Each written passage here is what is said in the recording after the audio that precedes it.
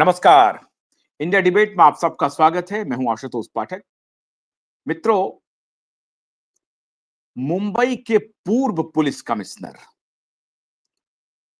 परमबीर सिंह और उसके बाद के कमिश्नर विवेक फणसलकर बुरी तरह से जांच के घेरे में आने वाले हैं।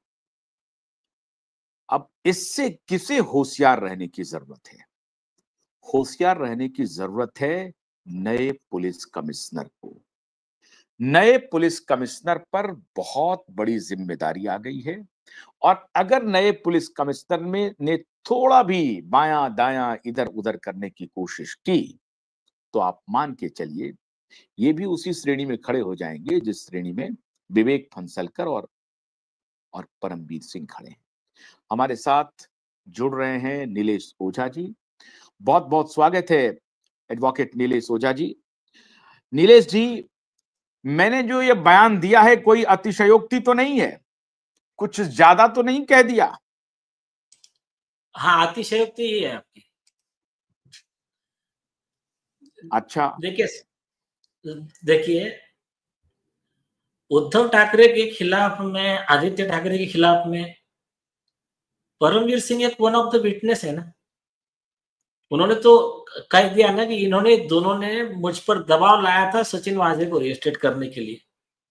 तो परमवीर सिंह के गवाही पे इनको दोनों को उम्र कैद की, आजीवन कारावास की सजा की कार्रवाई हो सकती है। तो थोड़ा देर के लिए परमवीर सिंह को थोड़ा देर के लिए बाजू में रख दीजिए। अच्छा। हाँ, अब आते हैं विवेक फणसलकर। विवेक फणसलकर साहब के पास में कोई एस्केप रूट है नहीं। एक तो रिटायर्ड हो चुके हैं,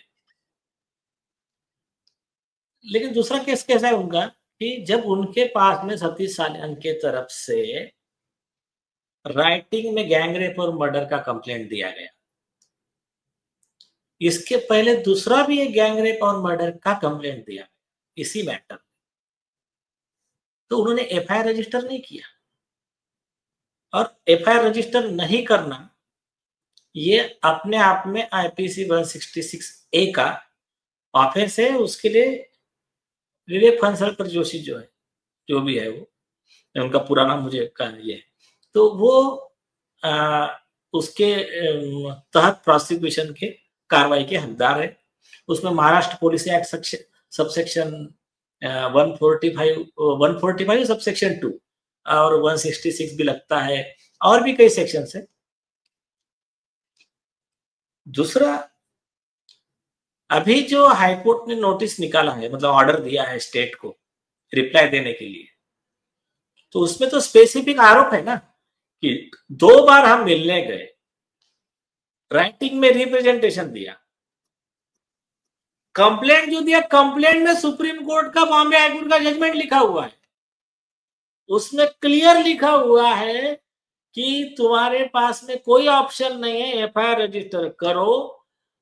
अगर इन्वेस्टिगेशन में अगर तुमको लगता है कंप्लेंट गलत है तो कंप्लेनेंट पे कार्रवाई करो, बट तुम उसके एफआईआर के पहले इंक्वायरी नहीं कर सकते। कल हाईकोर्ट बार बार उनको वही रिपीट कर रहा, पहले ये बताओ आपने एफआईआर रजिस्टर किया नहीं तो इन्वेस्टिगेशन क्या करो? क्या देख रहे हो इतनी दिन से? मतलब ये कंप्लेंट है 12 जनवरी 2024 की, उसमें आज तक एफआईआर रजिस्टर नहीं हो रहा है रशीद खान पठान का जो कंप्लेंट है। तो और दूसरी कंप्लेंट है इनकी सतीश साल्यान जी की, इसमें अभी 1.5 महीना होता है, तुम आज तक एफआईआर नहीं कर रहे, तुम्हारे पास टाइम ही नहीं है इंक्वायरी का।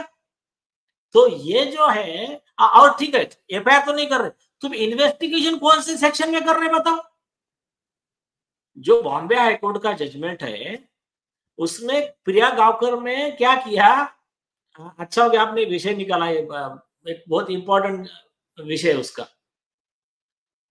ये ऐसे ही जो आरोपी को बचाने के मंशा रखने वाले जो भी अधिकारी है, इन्होंने क्या किया, कंप्लेंट लिया, इंक्वायरी किया, बोले साहब कंप्लेंट झूठा है, केस क्लोज। आपका ये हैंग हो रहा है क्या? नहीं नहीं नहीं नहीं, आप बोलते जाइए, मैं सुन रहा हूं। बिल्कुल भी हैंग नहीं हो रहा है आशुतोष जी।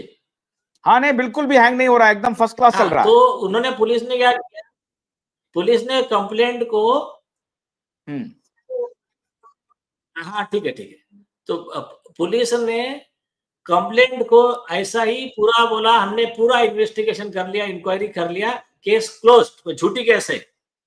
हाई कोर्ट ने बोला ये जो तुमने इन्वेस्टिगेशन किया कौन से लॉ में किया है? तुम्हारे पास कोई अधिकार नहीं है इन्वेस्टिगेशन का, वो तुम्हारी रिपोर्ट कचरे के डब्बे में डाल दो, एफआईआर रजिस्टर करो और इन्वेस्टिगेट करो। तो वो केस लॉ इनको देने के बाद में इन्होंने नहीं माना, तो कंटेम्प्ट में ये एसआईटी के मेंबर भी आरोपी है और ये जो कमिश्नर है फणसलकर, विवेक फणसलकर जो है वो भी आरोपी है। मैंने ये सवाल इसलिए पूछा है क्योंकि आज देखिए कि सुप्रीम कोर्ट ने एक आदेश आया है, जो गुजरात हाई कोर्ट का कोई फैसला था जो 20 वर्ष 25 वर्ष पुराना था। मतलब जो एक्यूज्ड है वो उस वक्त 20-22 साल का था, अभी 52 वर्ष का हो गया है। 30 वर्ष पुराना केस है। 30 साल पुराने केस में सुप्रीम कोर्ट ने ओपन किया केस को और उसको सजा दी है। 30 साल पुराने। मैं ये जानना चाहता हूं नीलेश जी आपसे कि जब कोई वर्दी पहन के आता है, उसकी प्राइमरी ड्यूटी होती है कि कॉमन मैन को न सिर्फ भरोसा देना, उनकी सुरक्षा की गारंटी करना, बल्कि उनके मन में ये भरोसा पैदा करना कि police is for common people. ये अपने मास्टर, पॉलिटिकल मास्टर की खाल बचाना या उसको प्रोटेक्ट करना पुलिस की वर्दी की प्राथमिकता नहीं है। तो विवेक फणसलकर ने एक गंभीर अपराध किया है, गंभीर अपराध किया है, सब चीज को ताके पर रख करके। और जब हाईकोर्ट का ऑब्जर्वेशन ऑलरेडी है कि भाई आप किस सेक्शन में इन्वेस्टिगेशन कर रहे हो, ये अपने आप में ये प्रूव हो गया है कि विवेक फणसलकर के खिलाफ क्रिमिनल प्रोसीडिंग्स होनी चाहिए। और ये हाईकोर्ट और सुप्रीम कोर्ट दोनों के इसका उल्लंघन है। अरे मैंने बता दिया ना, अभी जो लॉ बहुत सिंपल है, 2+2 4। अभी मैं आपको 1 मिनट बताता हूं। ये देखिए जो एग्जिबिट है, ये रिसीव्ड कॉपी है इनकी, पुलिस कमिश्नर ऑफिस की। ये हमने कहा कि इसी को एफआईआर ट्रीट करो, ये बॉम्बे हाईकोर्ट का जजमेंट है, इसी को एफआईआर ट्रीट करना पड़ेगा। एक उसके नीचे ये बॉम्बे हाईकोर्ट और सुप्रीम कोर्ट के जजमेंट दे दिए। यहाँ पर क्लियर लिखा है आपको कोई अधिकार नहीं है बिना एफआईआर के इन्वेस्टिगेशन करने का। इससे ज्यादा क्या बोलेंगे? अभी ये कोर्ट को बताएं कि इनको बॉम्बे हाई कोर्ट और सुप्रीम कोर्ट का लॉ इन पे लागू नहीं पड़ता है, ये इंडिया में है नहीं है, ये इनका ज्यूरिडिक्शन स्कॉटलैंड यार्ड में आता है या कहाँ आता है, बताइए लोग अभी। और क्या है, इससे ज्यादा क्या बोले हमें? मतलब अभी कॉमन मैन सवाल पूछे अभी ये सब चीज। हाँ नहीं, ये कॉमन मैन का ही सवाल है, कॉमन मैन का ही सवाल। मैं उन कॉमन मैन का सवाल वॉइस ऑफ वॉइसलेस हूं ना, तो मैं आपके सामने ये सवाल रख रहा हूं कि परमबीर सिंह ने जो अपराध किया, एक तो क्राइम में किस हद तक शामिल था मुझे नहीं मालूम, किस हद तक उन्होंने, लेकिन कवर अप जो किया ये तो सबके सामने आ गया है कि कवर अप करने का पूरी जिम्मेदारी परमबीर सिंह पर है। अब हालांकि परमबीर सिंह कह रहे हैं कि सचिन वाजे को रीइंस्टेट उन्होंने उनके दबाव में किया, भले ही मेरा सिग्नेचर है, जो कि ऑफिशियली मैं हूं, उनका बॉस हूं, तो मेरा सिग्नेचर चलेगा, लेकिन ये बाप बेटे के कहने पर हुआ है और इसकी जानकारी शरद पवार साहब को भी है। मेरा ये कहना है कि चलो ये तो उसकी बात है और इस मामले में वो पल्ला झाड़ रहे हैं और उनको हो सकता है कि उनके स्टेटमेंट पे, जैसा आपने कहा, उनको सजा भी हो सकती है। विवेक फणसलकर ने तो ब्रॉड डे लाइट में उल्लंघन किया है। तो परमबीर और विवेक फणसलकर क्या दोनों बराबर हैं या फणसलकर 4 कदम आगे निकल गए?